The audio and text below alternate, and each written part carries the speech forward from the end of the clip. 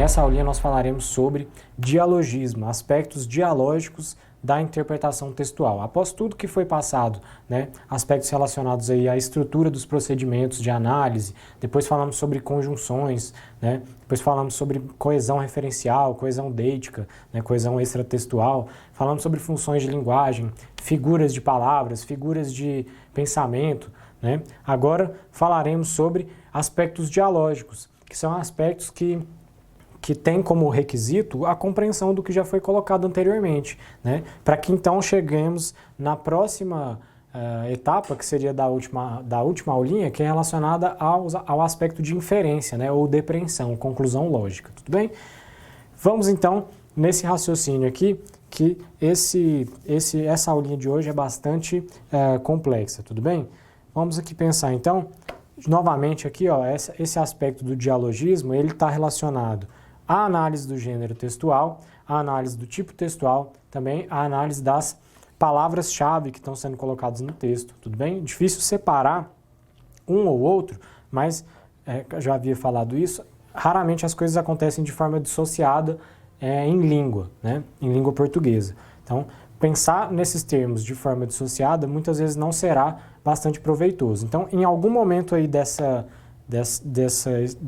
etapas, né, desses procedimentos de análise, esse aspecto do dialogismo tem que ser levado em consideração para que seja possível de estabelecer algum nível de depreensão ou também chamado de conclusão lógica, né, ou inferência. Tudo bem? Que é o conteúdo da próxima aula. Então vamos aqui, ó, dialogismo. Então, peguei os principais aspectos, né, da percepção do dialogismo. Então, paráfrase, paródia, hipertexto e interdiscurso. Nós falaremos sobre os 4 hoje. Paráfrase é mais tranquilinho deles, que consiste em transmitir uma mensagem, a mesma mensagem de forma diferente, né? Então, parafrasear um texto é extrair a mensagem central desse texto, reproduzir essa mensagem central sem alteração, com algumas alteraçõezinhas que não prejudicarão o sentido original do texto, tudo bem? Que não prejudicarão o sentido original do texto. Uma paródia já parte do outro pressuposto, a reprodução de um texto com o objetivo de modificar a interpretação desse texto, modificar a mensagem central do texto, né, por meio de uma maneira relacionada ao aspecto cômico, né, ou uma maneira relacionada ao aspecto satírico, que seria aquele aspecto cômico que é para denegrir, né? Um aspecto cômico relacionado a denegrir, ou um aspecto, às vezes, lúdico, né, relacionado à brincadeira, ou um aspecto cômico, né? Seria mais ou menos a definição da paródia, tudo bem? Diferente da paráfrase, né? A paráfrase não pretende modificar a mensagem do texto, a paródia já parte desse pressuposto de modificar a mensagem do texto. E o hipertexto consiste em abrir os conceitos, né? Coloquei aqui no slidezinho, abrir os conceitos, por quê? Nós veremos aqui quando chegar a hora de falar sobre isso, porque esse abrir os conceitos, né? Bastante interessante aí essa metáforazinha da abertura dos conceitos, vocês verão isso. E por último o interdiscurso, que é algo que perpassa o nosso cotidiano a todo momento, né? A produção da ciência é baseada em cima da característica do interdiscurso, né? O diálogo que existe entre diferentes concepções, né? E isso significa, por exemplo, o interdiscurso, né, seria apresentar um ou mais discursos em relação ao mesmo texto. Mas aí nós precisaríamos entender o que seria um discurso, primeiramente, para entender o que seria um ou outro discurso aplicados ao mesmo texto ou ao mesmo objeto. Então, cada coisa no seu tempo. Primeiro nós falaremos sobre a paráfrase, tudo bem? Então, paráfrase, ó. Então, a definição é bem simples, né? Parafrasear um texto é escrever esse texto de forma diferente, preservando o sentido original do texto. Então, vejamos aqui um exemplinho que eu bolei para que isso ficasse bastante evidente, ó. Então, vamos aqui ao slide. Eu vou sublinhando não, eu vou com marca-texto mesmo, nas palavrinhas que forem mais predominantes, tudo bem? Então, ó, uma historinha, né? Joelma foi ao banco para sacar dinheiro. Estava chovendo muito e ela havia ido de motocicleta. Os filhos ficaram preocupados, pois ela não enxergava muito bem. E a chuva caía em meio a uma neblina densa, pois ela enxergava muito bem, e a chuva caía em meio a uma neblina densa. Infelizmente não conseguiu voltar para casa, o acidente ocorreu de forma fatal. Então, qual seria aqui o tipo textual predominante, né? Lembrem-se lá dos tipos textuais. Seria o tipo textual narrativo, não é? O tipo textual narrativo, ó, eu tenho a personagem Joel, os filhos que são personagens também, eu tenho uma relação de tempo e espaço aqui, né, da chuva, por exemplo, não fica muito claro, né, quanto tempo se passa, esse tempo ele talvez seja um pouco psicológico, não é? Eu tenho também um conflito, né, que está relacionado a ida no banco, né, e a chuva, então a apreensão das pessoas, o fato dela não enxergar muito bem também faz parte da trama, e o acidente, que seria o clímax, né? Então, todas as condições de existência de uma narração estão sendo preenchidas aí, estão sendo satisfeitas, né, digamos assim, com base estão sendo satisfeitas por esse trecho aí, tudo bem? Então, a mensagem central desse trecho é que certa pessoa, né, uma mulher, foi ao banco, estava chovendo muito, ela sofreu um acidente e morreu. Né? Os filhos ficaram preocupados porque ela não enxergava muito bem, não sei se isso faz tanta diferença assim para a interpretação do texto, né? Mas a mensagem central é essa. Então vejamos aqui como ficaria, né, abaixo uma reformulação desse texto, uma paráfrase desse texto, né, que mantém o sentido original. Ó. Um acidente fatal ocorreu em um dia chuvoso. A senhora que morreu deixou 3 filhos. Perceba que essa informação não foi dada no texto anterior. Dizem que ela não enxergava muito bem, mas não sei se isso faria muita diferença, porque além da chuva intensa, havia muita neblina naquele dia. Então, as informações estão batendo. Então, a mensagem central de que alguém foi fazer alguma coisa, estava chovendo, sofreu um acidente, tinha pessoas que esperavam ela, tudo isso aí foi colocado, né, havia neblina, né, no meio da chuva, ela não enxergava muito bem, não conseguiu voltar para casa. Todas essas informações estão sendo colocadas de forma satisfatória, tanto em um texto quanto em outro. Muda um pouco o texto? Mudou um pouco o texto. Né? Muda o foco, por exemplo, né, do texto. O segundo texto já começa falando do acidente, né, que foi num dia chuvoso. Então toma o fato de ter um acidente no dia chuvoso como a abertura da narração. Enquanto o texto original, né, foca na personagem que dá início a toda essa narração. Mas isso, de fato, não impede de dizer que um texto é a paráfrase do outro texto, porque, de fato, um texto está em relação ao outro de forma diferente, mas de modo que se preserve o sentido original dos textos, de modo que o sentido original desses textos são preservados, tudo bem? Não há uma perspectiva diferente em relação a um texto ou a outro. Né? Claro que se nós analisarmos esses textos, né, de maneira mais meticulosa, né, e analisarmos eles de forma bastante teórica e densa, né, como uma pessoa já faria num doutorado, por exemplo, nós verificaríamos que de fato há muitas diferenças.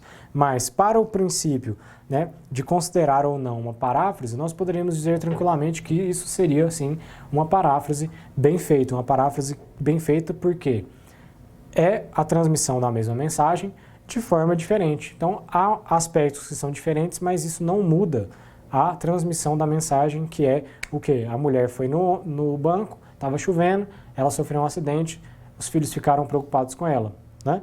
No segundo texto aqui, ainda há a especificação de que são 3 filhos, por exemplo, né? O que não muda o fato de que é uma paráfrase, tudo bem? Veja o quanto é diferente a paráfrase da paródia. Né? Paródia eu coloquei aí uma imagenzinha, né? Então, à direita aí vocês podem ver, né, a figura do Edvard Munch, né, que é o Grito, né, esse quadro aí expressionista, né, do começo do século XX. E do lado vocês veem aí a paródia que foi feita com o Bob Esponja, né? Então, a paródia ela tem sempre um aspecto relacionado à brincadeira, né, um aspecto assim relacionado à comicidade, a extrair o riso, né? Mas esse aspecto ele pode ser relacionado também a denegrir a imagem. Né? No caso aqui, não foi para denegrir a imagem, não foi algo satírico, né? Não foi algo satírico, foi algo, de fato, relacionado ao aspecto cômico. Né? Claro que isso depende da interpretação de texto de cada um. Né? Há pessoas que podem argumentar, de fato, que isso seja uma sátira. Aí, a sustentação dos argumentos é que definirá, de fato, se é ou não é uma coisa. Mas, de fato, isso é uma paródia. Posso afirmar isso com toda a segurança do mundo, que isso é uma paródia. Tudo bem? Então, peguei uma uma pintura que é bastante icônica, né, do movimento expressionista, e coloquei coloquei personagens de um desenho animado, né, que é um outro gênero, né, bastante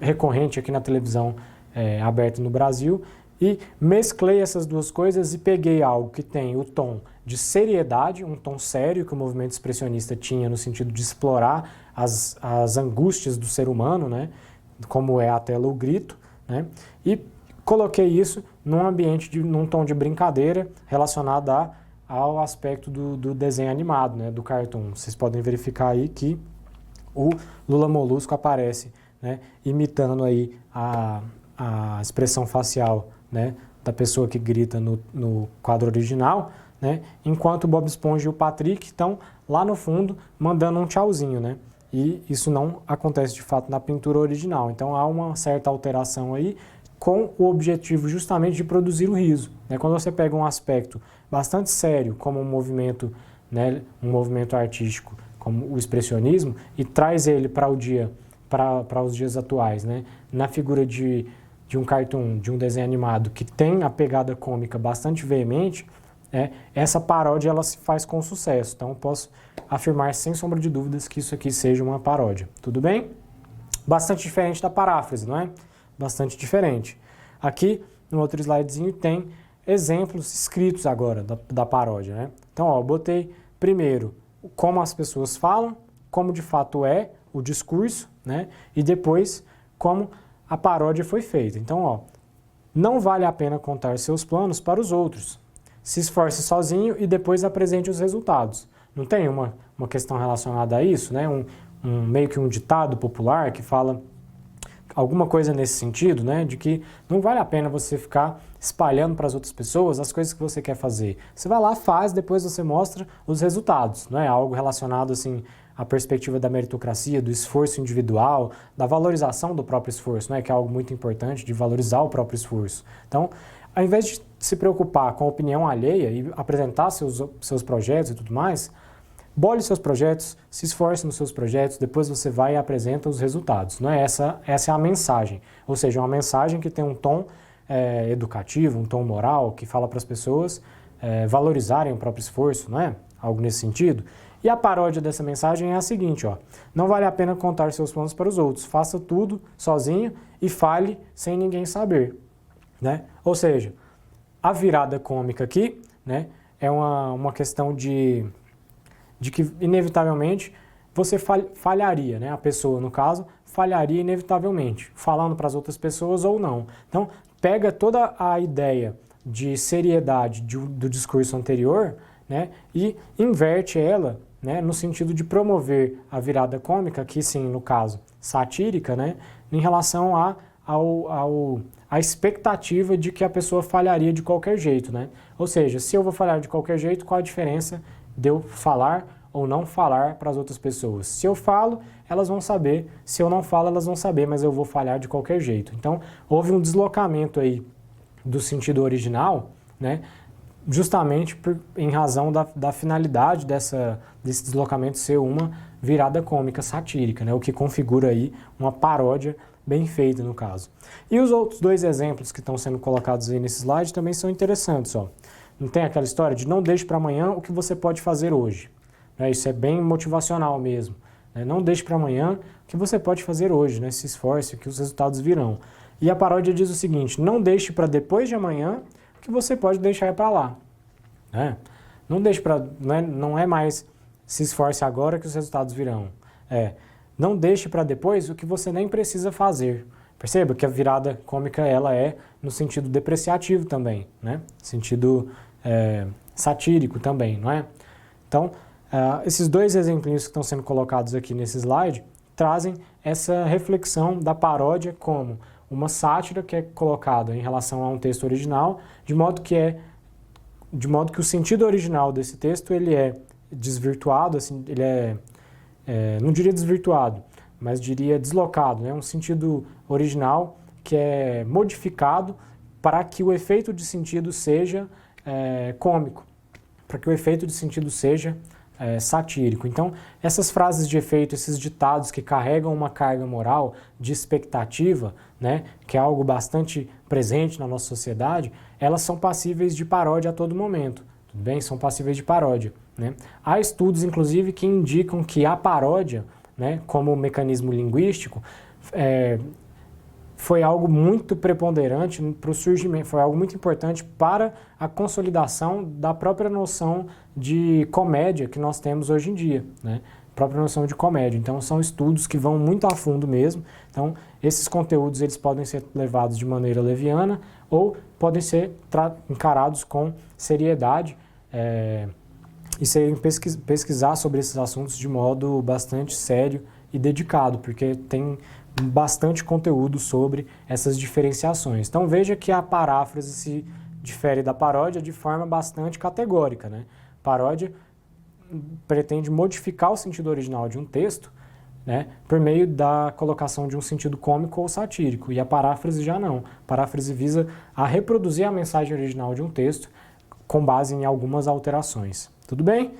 E o próximo exemplinho, o hipertexto. Esse fragmento aí eu tirei do Wikipedia, né? O Wikipedia é um grande exemplo do que é o hipertexto, tudo bem? O hipertexto já existia antes do Wikipedia, mas o Wikipedia escancarou esse aspecto dialógico do texto, né, com base na tecnologia do clique, né? Porque, pensa comigo, na época da enciclopédia, você lia um texto, aí você identificava lá um hipertexto, você teria que ir lá no sumário, olhar a que aquele conceito se referia, para ir na parte que falava sobre aquele conceito de forma mais meticulosa, para entender como aquele conceito era um hipertexto em relação ao texto anterior. No Wikipedia, não.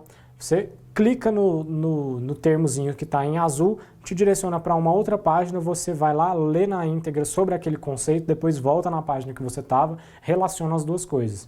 Esse é o mecanismo do intertexto, tudo bem? Então vejamos aqui a leitura desse texto para entender cada conceitozinho desse. Ó. O sistema democrático contrasta com outras formas de governo em que o poder é detido por uma pessoa, como em uma monarquia absoluta, né? Aí, veja que monarquia absoluta está em azul com o sublinhado. Isso significa que é um hipertexto. Mesmo que não tivesse em azul com sublinhado, ainda seria um hipertexto. Não é o fato de estar sublinhado que indica que é um hipertexto ou não. O que indica que é um hipertexto ou não é o fato de que esse conceito, monarquia absoluta, se relaciona com o contexto da democracia, que é o assunto principal desse texto, como um conceito que seria um requerimento, digamos assim, né? Seria um pressuposto. Então, para entender o que seria uma democracia, em tese seria necessário entender primeiro o que é uma monarquia absoluta. Até porque, historicamente, as monarquias absolutistas aconteceram antes das democracias, né? A exceção da democracia grega, né? Se nós pegamos a democracia lá nos gregos, aí esse caráter histórico seria um pouquinho abalado, mas há diferenças entre a democracia grega e a democracia que nós presenciamos atualmente, né? De todo modo, até a democracia grega que se estivesse aqui seria também um hipertexto, né? Então, sigamos aqui na leitura. Ó. Como em uma monarquia absoluta, ou em que o poder é mantido por um pequeno número de indivíduos, como em uma oligarquia. Oligarquia, outro conceito. Então, perceba que monarquia absoluta, oligarquia, são conceitos que estão relacionados a regimes de poder, regimes políticos. A democracia é um regime político, então um texto que fala sobre determinado assunto e traz conceitos que estão relacionados a esse assunto também, faz hipertexto entre esses conceitos. Então, para entender o que é o sistema democrático, eu vou ter que estudar sobre monarquia absoluta, sobre o que é uma oligarquia, e cada um desses conceitos são considerados hipertextos em relação ao texto que está sendo tomado como referência. Percebe o raciocínio? Então, sigamos aqui na leitura. Ó. No entanto, essas oposições, herdadas da filosofia grega, outro aspecto que teria que ser explorado na íntegra como um requerimento, um pressuposto para entender o que é democracia, são agora ambíguas porque os governos contemporâneos têm misturado elementos democráticos, oligárquicos e monárquicos em seus sistemas políticos. Então, ó, a ideia do texto é que, para entender a democracia, é necessário entender a oligarquia e as monarquias, porque as democracias contemporâneas misturam esses elementos aqui, ó. Então, como eu vou entender o que é uma democracia na atualidade, se eu não entendo como essa democracia buscou esses significados de outras experiências de regimes políticos, percebe? É nesse sentido que o hipertexto ocorre. O hipertexto ocorre quando, lendo um texto, você se depara com um conceito que é muito importante para entender o que você está lendo, e aí você precisa pesquisar sobre esse conceito para entender melhor esse conceito e conseguir relacionar esse conceito com o texto que já estava sendo lido por você e é tomado como uma referência para a relação do hipertexto. Pegou o raciocínio? Ó, Karl Popper definiu a democracia em contraste com a ditadura e a tirania. Então, um período aí já trouxe 3 outros hipertextos, privilegiando assim oportunidades para as pessoas de controlar seus líderes e de tirá-los do cargo sem a necessidade de uma revolução. Outro hipertexto. Então, perceba que esses hipertextos aí foram colocados em evidência, né, porque eu extraí esse texto do Wikipedia, mas se eles não estivessem em azul, né, eles seriam ainda hipertextos, porque são conceitos que são necessários para o entendimento do texto de forma geral. Tudo bem? Aí você pode abrir esses conceitos numa outra aba, no caso da internet, ou abrir esses conceitos numa outra pesquisa, no caso de uma pesquisa feita com uma enciclopédia, uma Barça, algo do tipo. Tudo bem? Esse é o hipertexto, bastante interessante, não é? E a última forma aqui do dialogismo sobre a qual nós falaremos é o interdiscurso. Então, eu defini o interdiscurso como, eu apresentei para vocês a definição do interdiscurso como o recaimento de 2 ou mais discursos sobre o mesmo objeto, ou quando 2 ou mais discursos recaem sobre o mesmo objeto. Então, para entender o que é um discurso, é necessário entender, para entender o que é o interdiscurso, é necessário entender o que é o discurso, né? O discurso seria um conceitozinho que se refere ao fato de que existem narrativas sobre a vida e essas narrativas elas relacionam aspectos morais, aspectos políticos, aspectos psicológicos, justamente porque essas narrativas precisam conciliar que existem indivíduos, né, ou seja, singularidades, e existem coletivos, ou seja, sociabilidades. Então, essas narrativas, ou seja, esses discursos, são assim chamados porque eles são uma percepção sobre a vida, ou seja, uma ideologia, né, sobre a vida, e como ideologia, inevitavelmente, eles relacionam aspectos morais, políticos, psicológicos, né, sociais, econômicos. Então, de fato, um discurso seria uma interpretação sobre a vida e o mundo, de forma mais ampla, tudo bem? Que se aproximaria bastante de uma e do conceito de ideologia também, tá? Então, seria um interdiscurso, seria analisar um mesmo objeto a partir de discursos diferentes, tudo bem? Como discursos diferentes veem ou analisam o mesmo objeto. Então, vejamos aqui nessas 2 comparações, ó. A primeira comparação toma como objeto o capitalismo. Então, veja que a primeira colocação diz o seguinte: o capitalismo é o sistema econômico que se baseia na exploração da mão de obra para extração de mais-valia.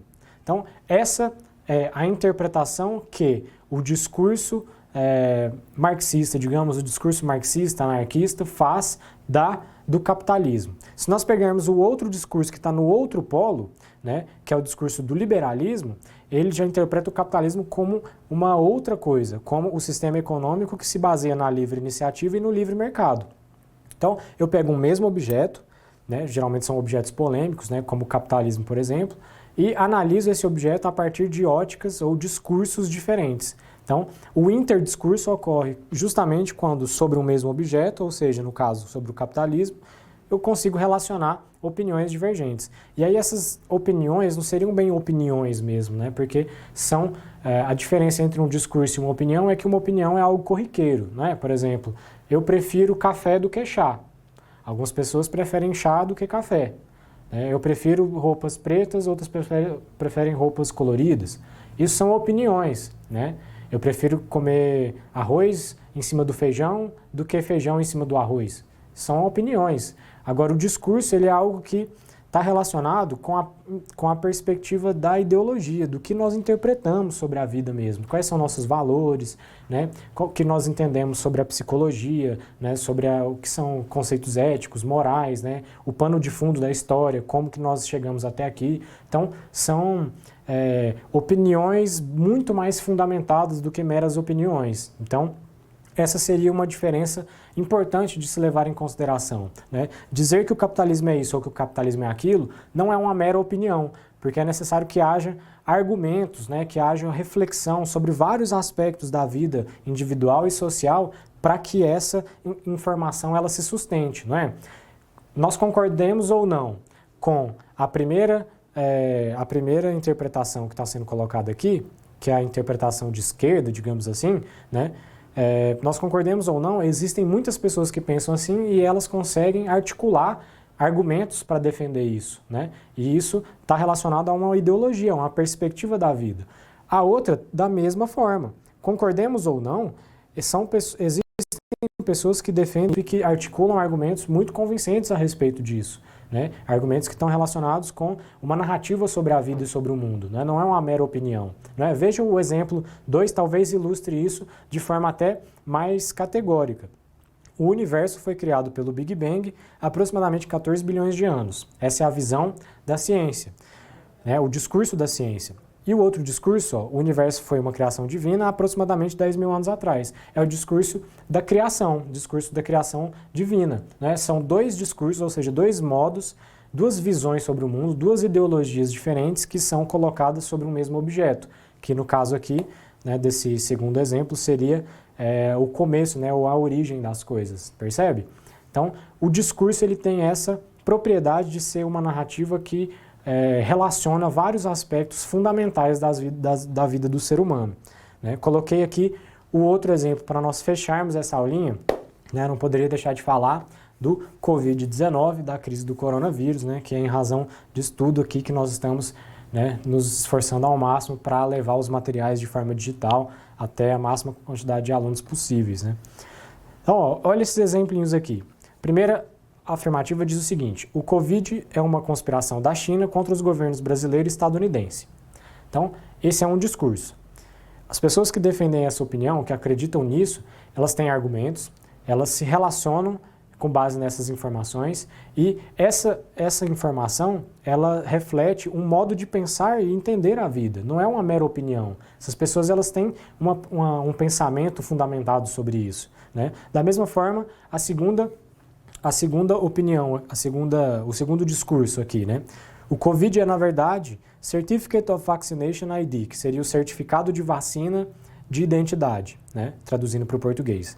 Uma conspiração das elites banqueiras do mundo para acobertar as mortes por radiação causadas pelas torres de 5G de telecomunicações, né? Então, as teorias mais conspiratórias estão falando aí que a crise do Covid seria, na verdade, uma forma de acobertar algo que está acontecendo em relação à colocação da nova ordem mundial, né? Ou seja, é um discurso completamente diferente do anterior, né? Já não se trata mais de uma conspiração da China com o governo estadunidense e o governo brasileiro, seria uma conspiração de ordem mundial, né? Implantação de chip nas pessoas e tudo mais. Então, é um discurso muito diferente, sim, mas as duas coisas não são meras opiniões, percebe? Que são coisas que são fundamentadas na própria percepção que as pessoas têm da vida. As pessoas que têm uma ideia, as pessoas que acham plausível uma colocação conspiracionista dessa, são pessoas que têm uma outra interpretação sobre o que é um Estado, o que é uma democracia, ou coisas muito mais amplas sobre de onde viemos, para onde vamos, né? Coisas bem filosóficas e antropológicas, né? Então, o discurso ele relaciona esses aspectos que são éticos também. Então, o discurso seria diferente da opinião nesse sentido, tá? De promover sempre uma reflexão com base em pressupostos que são éticos e morais, tudo bem? E a terceira e última aqui, né, seria a visão do discurso científico, né? O Covid é uma doença nova sobre a qual ainda não se sabe o suficiente para desenvolver a cura. Então perceba que, para o último discurso, não interessa se essa doença ela é uma conspiração, se ela é uma forma de acobertar alguma coisa. O que interessa é uma coisa nova que surgiu, a gente não tem condições ainda de curar isso, então vamos estudar para resolver esse problema da melhor forma possível. Então veja que são 3 possibilidades de discurso diferentes sobre o mesmo objeto. Então se nós relacionarmos essas 3 percepções, essas 3 ideologias ou discurso, digamos assim, no mesmo objeto de estudo, nós faremos então o que o dialogismo chama de interdiscurso. Isso seria o interdiscurso, seria articular discursos diferentes, ou seja, narrativas sobre o mundo e a vida diferentes, né, sobre o mesmo objeto. Percebe o tanto que é lindo isso? Né? Acho que quando nós entendemos como funcionam esses aspectos da textualidade, como isso afeta a nossa vida de forma prática, né, nós ficamos um pouco mais tranquilos, né, em relação às múltiplas interpretações que acontecem dos fenômenos. Né? É tranquilo as pessoas interpretarem de formas diferentes, porque essas interpretações não são meras opiniões. Tudo bem? Não é igual uma pessoa que gosta de determinada comida e a outra não gosta de determinada comida, né? São discursos justamente porque são narrativas relacionadas a como as pessoas interpretam a vida. E perceber isso na hora de interpretar um texto é sensacional, porque você percebe qual é a narrativa na qual aquele texto se baseia para te passar uma mensagem. Tudo bem? É com base nesse raciocínio, por exemplo, que é possível identificar quais são as vertentes teóricas preferidas por certas bancas, por exemplo, tudo bem? Então, algumas bancas preferem vertentes gramaticais X, outras Y, vertentes filosóficas X, outras Y. Algumas bancas preferem cobrar textos de lei de determinada parte do Código Penal, por exemplo, outras preferem cobrar os aspectos relacionados aos princípios do Código. Percebe o tanto que isso é relativo? Isso tudo está relacionado com uma perspectiva que essas pessoas, ou essas bancas, no caso, têm da vida, da realidade social, etc, etc. Então, é um assunto que tem possibilidade de se delongar muito e mostra a nós como a interpretação de texto é um assunto que é bastante extenso, né? Bastante extenso, dá para explorar bastante variáveis aí nessa caminhada da interpretação de texto, né? Espero que vocês tenham gostado, né, desses exemplinhos, dessas reflexões que foram colocadas aí. Lembrem-se sempre de que o dialogismo ele é algo essencial para a interpretação de texto, tudo bem? Lembre-se sempre da diferença entre o que é um discurso, o que é uma opinião, o que é uma paródia, o que é uma paráfrase, né? Como a gente pode explorar os hipertextos, né, dentro de um texto só, né, para que nós entendamos cada vez mais como essas interpretações acontecem, né? Até porque a interpretação de texto aplicada é justamente para proporcionar a vocês as ferramentas possíveis para realizar uma interpretação que seja satisfatória. Tudo bem? Então, fica aqui meu forte abraço mais uma vez, espero que vocês tenham gostado e até a próxima.